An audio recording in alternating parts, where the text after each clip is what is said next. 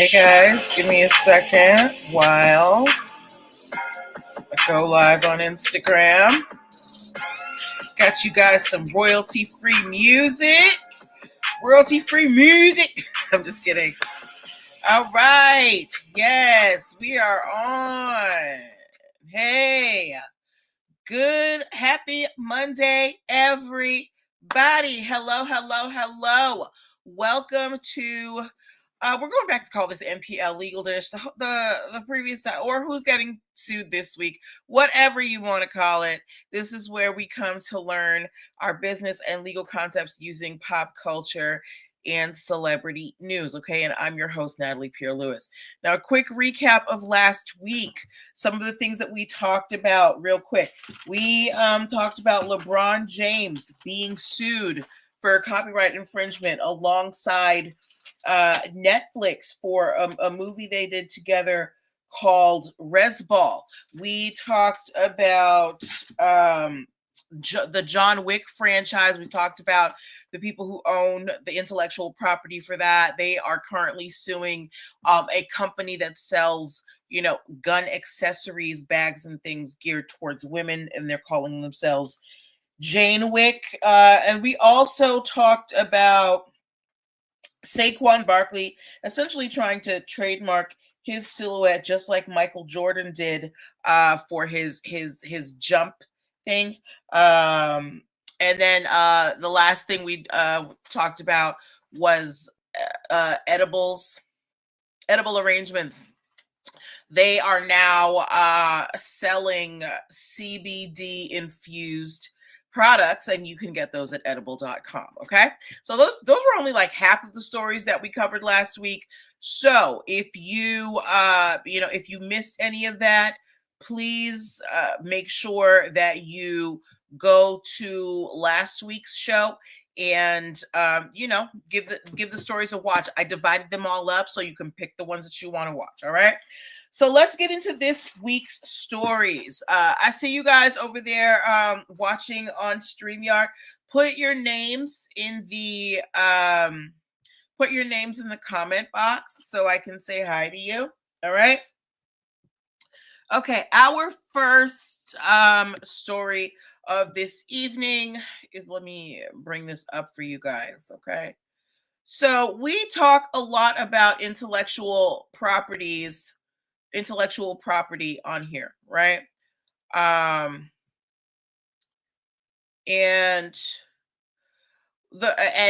intellectual property, meaning copyrights and trademarks and things like that. These things, they can bring you wealth if you are lucky, right? So it won't, especially in the music business. So when you are a person who has longevity in the music business, people are going to want to use your music for different things, right? This is the case with this group right here called Twisted Sister. Even if you don't necessarily know their name or recognize the group, you probably recognize one of their very famous songs, which is We're Not Gonna Take It. What's it? We're not gonna take it. No, we're not gonna take it. We're not gonna take it anymore. Okay, so that's one of their biggest hits, right? These guys were big in like the 70s and 80s. And now we're in 2025. Thank you for the like. Thank you for the watch. Please put your name in the comment box so I can say hi to you directly. But yeah, so Twisted Sister, they they're getting older. They're not, I don't think they're touring anymore. But they still owned, or up until recently, they owned still the copyrights and distribution rights to all of their music, right? But because they are older and they're like, look, we're not touring, we're not going to be around for much longer. They have sold their intellectual property, meaning their copyrights and trademarks, to Warner Music Group. Okay. Not only are they older, their kids their kids don't want to manage the copyrights for all of the music that Twisted Sister has done. The kids are like, yeah, whatever. My parents were rock stars. I don't want anything to do with that. Just run me the Monets. Okay. So they have sold the rights to their catalogs. The amount is undisclosed, but think about the last few years. Think about all of the artists who have been selling their catalogs and how much they've been getting, right? I think I want to say, was it Bruce Springsteen got like 50 million? A lot of people have been selling their catalogs, and they've gotten a lot of money. The one that comes to mind the most is Lil Wayne, because I think he sold his catalog for $100 million. But you know, for some of these artists, selling the rights to that music works for them because maybe they just want that cash. You know, maybe they don't want to have to worry about, you know, who's using the copyright here and there. I don't want to have to keep attorneys on retainer to make sure people aren't using my work against my permission. So they just sell it, they get a cash out, and you know, they go their separate ways. So what do you think about that? Do you think that Twisted Sister did the right thing, or should they have kept those copyrights? Should they have kept that in the family? Let me know what your thoughts are. Okay. Okay, let me close this out. Help. Okay. But yeah, so when you are an artist, your intellectual property is how you're going to get paid in your later years, because you're going to want, people are going to want to use your stuff, especially if you're popular. They're going to want to use it, and they're going to have to pay for that, right? But you can sell that right to someone else for a big amount, so that they can take care of that for you, and you don't have to worry about it. You just get the cash. Now, here we are in our next story. Does anybody recognize this group? If you recognize this group, write the name in the comments for me. But for those who may not know who it is, this is a picture of the Pussycat Dolls. They were pretty popular. I want to say what, maybe 10 years ago. They got that song. They had that song with Snoop Dogg. I'm no loosen up my butt and say, what did I do with me? Okay. Obviously I don't remember the words, but if you remember the Pussycat Dolls, they started off as a burlesque group in Vegas, and it just took off. And we, you know, there were rotating members of the Pussycat Dolls, but a certain group of them, you know, kind of shot to stardom, and they had a good run, right? So if you remember the Pussycat Dolls, give me a cat emoji in the comments, right? Now, of course, like any other artists, the Pussycat Dolls, their popularity, it came, you know, it crescendoed, and then, you know, it kind of waned, right? But there is still money in reunion tours, and that is exactly what the founder of the Pussycat Dolls, whose name is Robin Antin, that's what she's trying to do. So the Pussycat Dolls were set to go do a reunion tour in Vegas.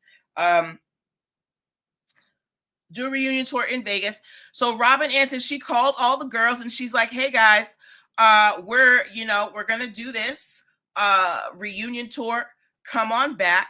And then, of course, if you were a fan of the Pussycat Dolls, you know that the lead singer, or I use the term singer very loosely, the lead vocalist was a lovely lady. She's very beautiful, by the name of Nicole Scherzinger. Nicole Scherzinger was the lead singer of the Pussycat Dolls, no doubt. She sang all the leads. I remember there's a famous clip of one of the Pussycat Dolls trying to get her moment while, you know, they were performing. But whenever there was a performance, you knew that Miss Scherzinger was going to be front and center. And because of that, you know, when the group kind of broke off, Nicole, she tried to start, you know, a solo career. It didn't go very far. I think she had one single that did pretty well. And then ever since then, she's been a host of several competition shows, you know, for dancing and singing and things like that, right? Anyway, but I digress. So Robin Antin calls all the Pussycat Girls, says, hey y'all, we doing a reunion tour. Come on, let's do this. Nicole Scherzinger says, I'm only coming if I'm the creative director and I get 75% of the profits. Now there are 1, 2, 3, 4, 5. There are 6 members of the Pussycat Dolls, not including the founder, Robin Antin, who's coordinating on all this. And Nicole Scherzinger, to her credit, who was the lead vocalist of the Pussycat Dolls, she says, I want to, be the creative director for the reunion tour, and I want 75% of the profits. So Robin Antin was like, girl, what are you smoking? And she actually sued her for her refusal to perform. This was happening in 2021, I think, because they had a contract. They had a contract stipulating this. I don't know if Nicole came up with these terms after the contract or whatever. Either way, Nicole was like, I ain't showing up unless y'all breaking me off 75% of the chickens. Okay. So they have been back and forth in court for the last 4 years now, still negotiating this settlement. Now, I haven't heard anything about a Pussycat Dolls tour happening. I don't know if it's happened yet or if it's going to happen. But do you think that Nicole Scherzinger, as the lead vocalist of the group, does she deserve 75% of the profits from this reunion tour, plus the ability to be the creative director? Yes, no doubt, you were the lead vocalist for the group, but it was still a group. So how can you demand 75% of and you didn't even found the group. The founder of the group is Robin Antin. So you want more money than the person who started the whole thing? It doesn't make any sense. But they are still negotiating. We will wait to see what happens. But I would like to know from you guys, do you think that Nicole Scherzinger deserves 75% of the profits? Let me know your thoughts in the comments. Okay. All right.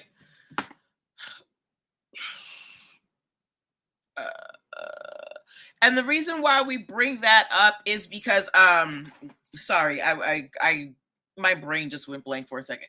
Again, you have to think about your contracts. We don't know if this contract was signed before or after Nicole Scherzinger was demanding the 75%. But if they signed this contract prior to this, Nicole Scherzinger is trying to materially change the terms of the contract, and you can't do that. She was basically trying to go back and say, well, I want to change this, this, this, and this, when we've already agreed to this. No, so then, and if I'm thinking, here's what happened. They signed the contract. Nicole said, I want this, this, and this. They said, girl, you tripping. She's like, I'm not coming. So they sued her for breach of contract. Guaranteed that's what happened. Okay. All right. Next thing we are talking about. Now, I'm going to sing a song that is going to age me. Okay. It is going to age me. But if you know this song, you old too. Okay. Walks like a shoe, feels like a sneaker. Walks like a shoe, feels like a sneaker. If you recognize that jingle, please give me a shoe emoji or some acknowledgement that you recognize that jingle. So I remember hearing that song when I was growing up, and it was a commercial for Easy Spirit. They were promoting these pumps, these comfortable pumps. So, they looked like regular heels, but, they were comfortable enough. They had these ladies playing basketball in them. It was crazy. So, of course, everything cycles, right? And apparently heeled sneakers are making a comeback. There was a run of that in the early 2000s, especially around the Manolo Blahnik, Tim era. We went kind of crazy with that, right? But of course, it in fashion, everything comes back around again, right? So these type of heels, these sneaker heels, they are making a comeback. Okay. And one of the people spearheading this is a woman by the name of Sarah Blakely. Okay, Sarah Blakely, you may not know her name, but you very much know one of her products called Spanx. Okay, she revolutionized the shapewear industry with Spanx, right? So Sarah Blakely, she's like, I did my big one with Spanx. Let's see if we can do it again. So she has come out with these, hybrid sneaker heels, sneaker stilettos, and she has been trying to get the name Sneaks trademarked. Sneaks as an SNEEX. I'm going to write it in the comments so you guys can see it. Okay. So the founder of Spanx,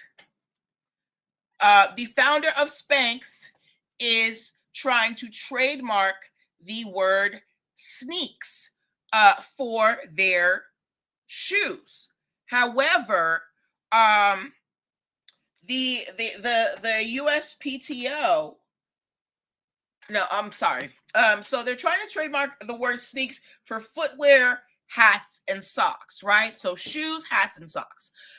So they filed their application, but the USPTO said, hey, girl, no, there's already a company out here that has the word sneak, SNEAK, all right, that already has that trademarked for footwear and apparel and things like that, right? So sneaks may not so sneaks, they're gonna have to go back to the drawing board because you already have a product called Sneak in the footwear and apparel department. Is there room for sneaks in the footwear and apparel department? Because think about it, we got sneak and we got sneaks. When we hear them, even though we can't see them, they sound the same, right? So I'm interested to know what kind of research Sarah Blakely's team did in trying to choose the name, because as the founder of Spanx, you've had longevity in the game. You know what it takes to make your name stick. Now, while that is becoming more difficult in this day and age, because there are more people trying to secure brands, it is still your duty to do your due diligence and make sure that your mark, your word, whatever you're trying to protect as a trademark is not already out there being used in the marketplace. Okay. All right. But yeah, if you remember that Easy Spirit jingle, let your girl know, and don't let me be out here feeling old by myself. Okay. All right. For those of you who may have just popped in, you are watching Who's Getting Sued This Week.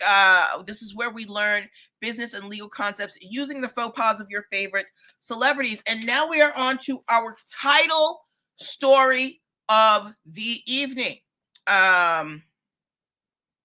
So last week we talked about, was it last week or 2 weeks ago? We talked about Kim Kardashian being sued by a gentleman who was misidentified on her social media as a death row inmate. Okay. Again, Kim Kardashian by accident posted the picture of a man and claimed he was a death row inmate, but it was the wrong picture. And that man is currently trying to sue Kim Kardashian for, I think $10 million, because he says that he suffered emotional distress and, yada, yada, yada.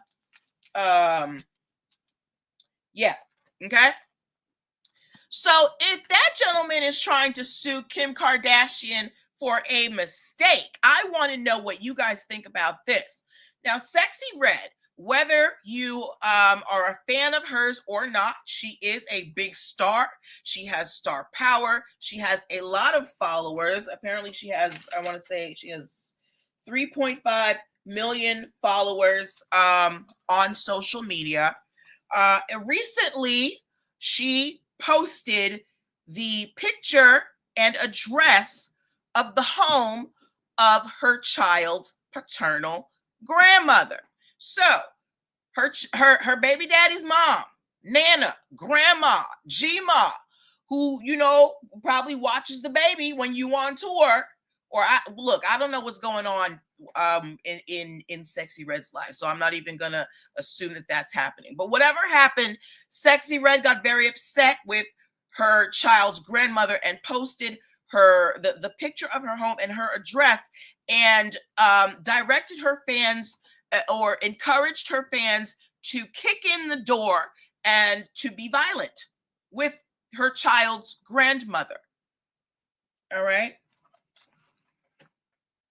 So this Sexyy Red's child's grandmother is now suing Sexyy Red for $5 million.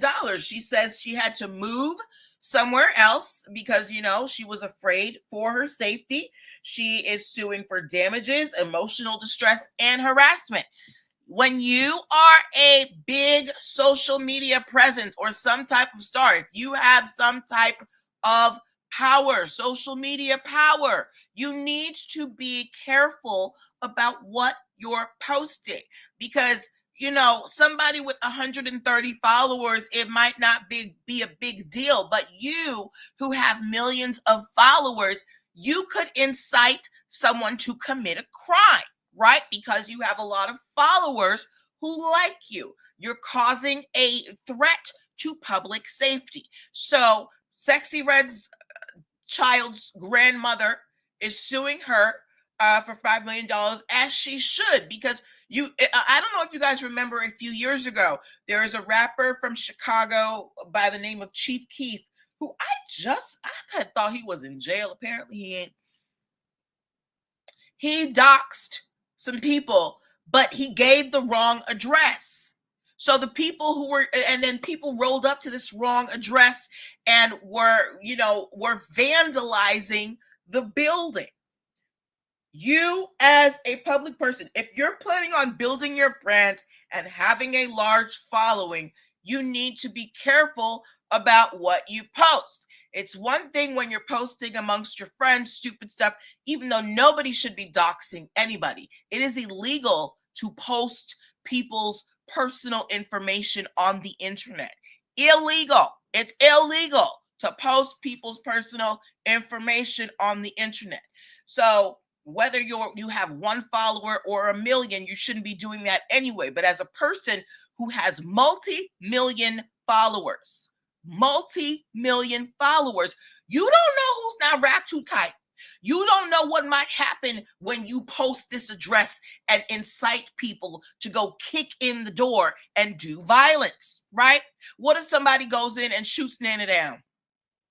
Right? So you have to be careful with how you use your social media if you are using it to promote your brand, your, whatever. I mean, in general, you should be careful, but especially if you out here trying to make a coin from the internet, which is how Sexyy Red started. All right. But yeah, good luck to everyone involved with that. Okay. Now, speaking of, star power, we're going to talk about someone else and how, how your reputation matters. So, Super Bowl's coming up again. I don't know why football keep coming up. Lord knows I don't care about it, but whatever. Of course, recently we had the Super Bowl where the Chiefs played, and did the Chiefs? No, the Chiefs did not win. The Eagles won, right? Okay. So, now even though the Chiefs didn't win, there's a lot of attention. There's a lot of attention that comes to the teams that play in the Super Bowl. So, you might have, so while you might not be the star player on a team, you might get, you know, a sponsorship from somewhere, right? You can still, you know, generate sponsorship money even if you're not the top player on the team. So, but things have to go right, right? So there's a player on the Kansas City Chiefs. His name is Xavier Worthy. This young man is 21 years old. He was recently engaged to a young lady by the name of Tia Jones. She is apparently a track and field star. She is 24. Recently, Tia Jones had him arrested and accused him of assault, right? And Mr. Worthy, he was arrested, but he was released pretty much immediately after because there was no evidence that what she said was true. As a matter of fact, Xavier said that his ex-fiance, that she assaulted him and destroyed about $150,000 worth of property. So now he is suing her, and he wants anywhere between $250,000 and $1 million. Now think about this. Xavier Worthy is a player on one of the two teams that made it to the Super Bowl. What if because of this arrest he lost a brand deal, right? Or some type of endorsement because his ex-fiance, oh shoot, I didn't mean to do that. Sorry, y'all. Hold on. What if, you know, he lost some type of brand deal because of his ex-fiance's false report that he had assaulted her, right? So now if he can prove, now we don't know if he lost any deals, but if he can show that because of this arrest that it tarnished his image in the view of the people who are running him a coin, and she cost him that money, hey Michelle Madison, you know, he might be able to get a you know, get some money from her. Tim McKendy, this is not what we're here for, and if you continue to put comments like that, I will block you. Okay, all right. Hi Michelle Madison. Okay. All right. So, yes. So, Xavier Worthy, he's suing his ex-fiance for anywhere between $250K to $1 million because she had him arrested and said that he beat her up when apparently he didn't. You can cost a celebrity or somebody like that a lot of money because a lot of your brand deals have morality clauses. You know, so if you're out here getting arrested for different things, and if you did do them, you could lose your brand deal. But it's even worse if you get arrested for something you didn't do and then you still lose a brand deal, right? So we wish him, you know, all the best. Okay, and stop screen. Yes. For those of you who just popped in, welcome, welcome, welcome. We are about halfway through the show. Let's get to our next story. Do we have any Lady Gaga fans in the house? Okay.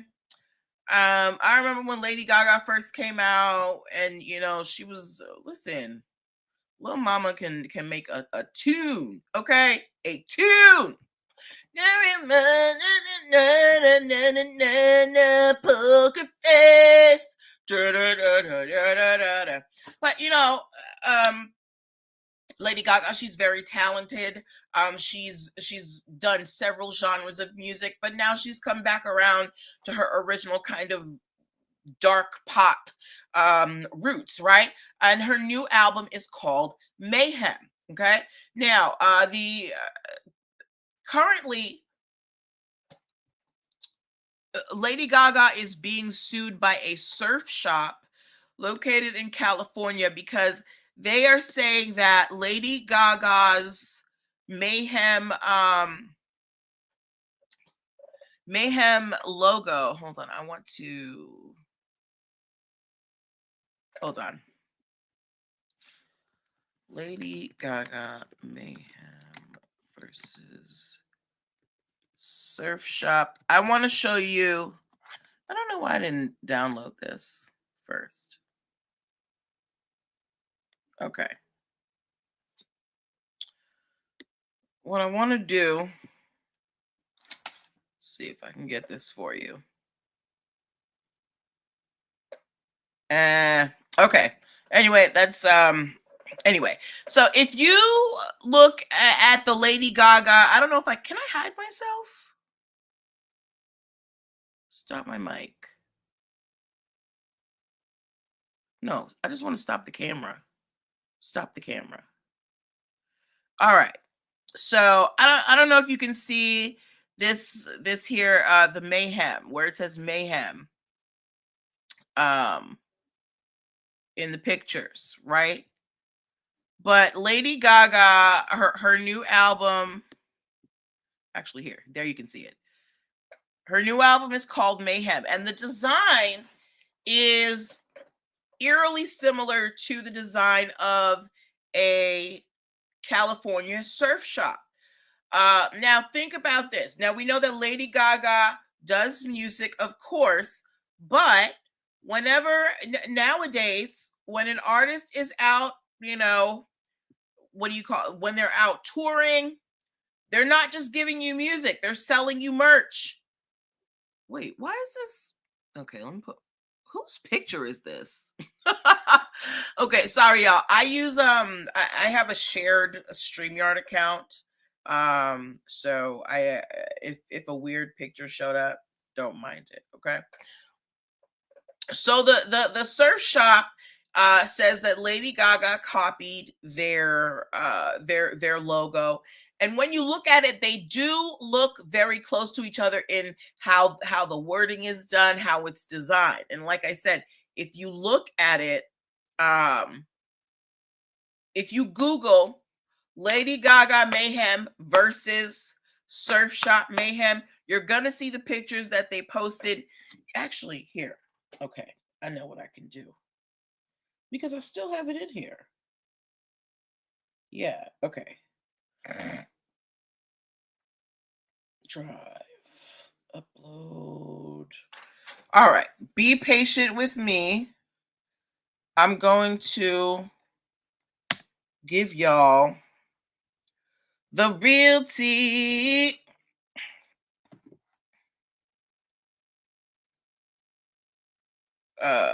But hold on. No, not here. Bear with me, guys. There's always technical difficulties when you're in this internet game, right? Okay, is this it? 7:32. Hello. All right, here we go. I'm downloading it.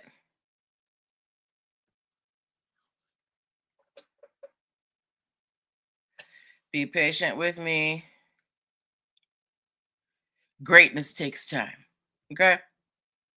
Here we go. Now, let me get back to y'all and we will pop in this image. Present, share screen, window here. So, Lady Gaga is on the left and the surf shop's logo is on the right. So we can look at them and see that there is definitely some similarities, but some people might think, well, you guys are a surf shop, she's doing music. But the surf shops, they sell clothes and they have their trademark secured for, apparel. And again, and when these artists are going on tour, they are selling merch, with these tour names on them. So Lady Gaga may face some issues trying to, preserve this trademark for her tour. She may have to drop the trademark when it comes to the apparel that she's selling for the tour. Now, that doesn't mean that she can't sell the clothes. She can have Mayhem on the front, right? But she's not going to be able, when you trademark something for apparel, for clothing, you're basically saying, I'm starting a clothing line. She's not going to be able to say, I have a Mayhem clothing line. She can say, I have Lady Gaga t-shirts that have Mayhem on them. Okay. So hopefully that makes sense to you guys. But yes, I do foresee that there could be some trouble between Lady Gaga and this surf shop if she is trying to push to get Mayhem secured for apparel. So let me know what you guys think. Do you think that Lady Gaga needs to change the design of this Mayhem? Let me know, let me know, let me know. Okay. All right. We're almost done, guys. We have a few more stories. Actually, just all right. We're gonna do this one. Let me find it for you. Does anybody here watch White Lotus? Does anybody here watch White Lotus? I do not watch it, but I've heard good things about it. It's on HBO Max. And recently there was a scene on there that was very disturbing. It depicted a gentleman attempting to unalive himself on screen, right? Part of the scene, I'm going to show you a still of that scene. So I guess trigger warning or whatever they say. But here we go. So this is the scene, the last scene from White Lotus. This scene is causing a lot of kerfuffle with Duke University. Apparently, Duke University apparel shows up all and through White Lotus, and Duke University has had enough. They have filed a lawsuit against the producers of White Lotus. They're saying that, you know, you're using our branded merch without our permission. Okay. Now, I don't know if you guys watched Insecure, but I think in the second to last or last season of Insecure, there was an episode where one of the characters, who's played by Amanda Seales, was wearing AKA merch, Alpha Kappa Alpha, the sorority merch, and people were up in arms about that. Understand this. It's not illegal to use, you know, they're not posting it to sell it, right?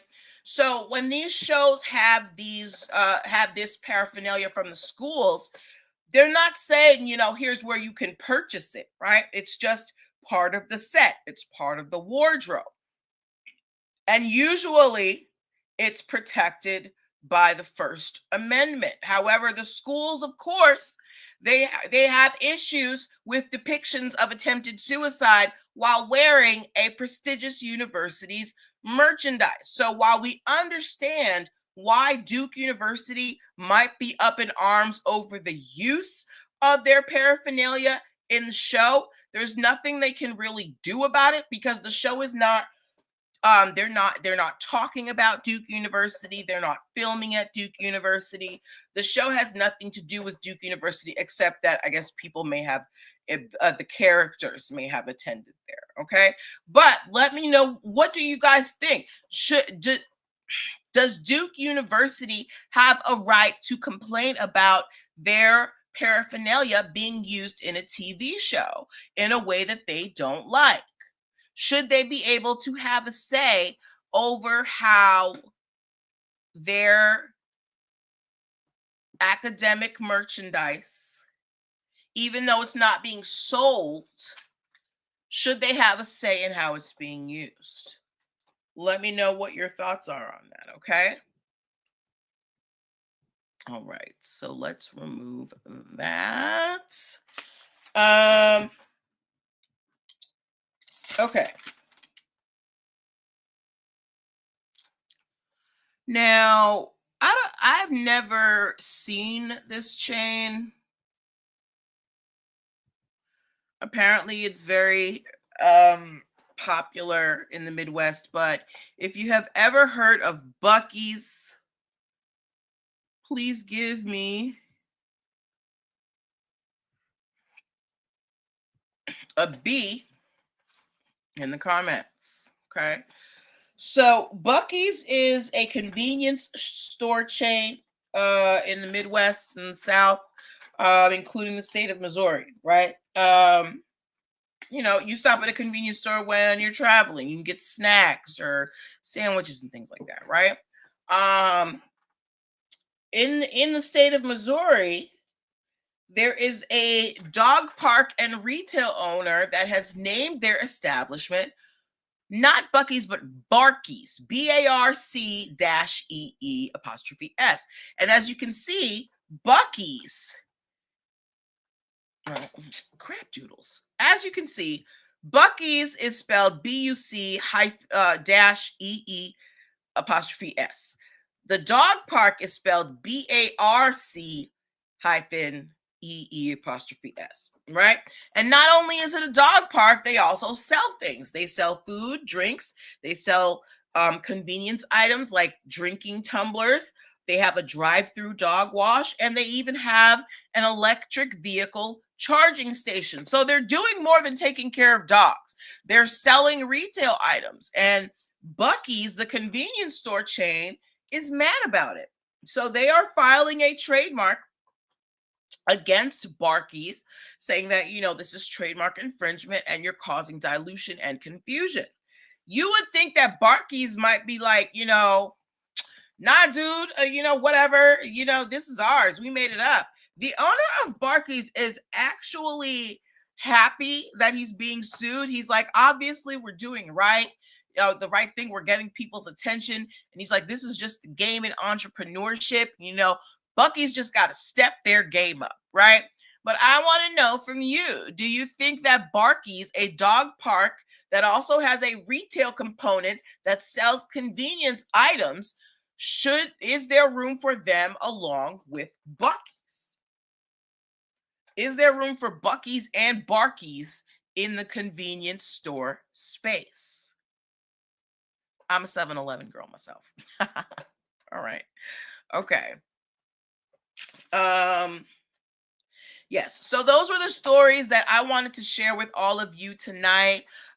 Whether you're watching live or you are watching the replay, please answer the questions. I love to read your comments during and after the show. If you missed a particular story, don't worry. I will be splitting these up in the next during the week so that you can watch the individual stories. If you have anything that you would like me to talk about on the show, please send it to me. You can DM me. You can email NPL Consulting Firm on IG. You can email me and plconsultingfirm@gmail.com. And as well, if you're trying to start your business journey and you're looking for some legal help, I am a licensed attorney. This is what I do in real life. So book your free 15-minute consultation using that link scrolling at the bottom. Okay. So this is where I leave you guys. Have a wonderful week and take care of yourselves. Bye.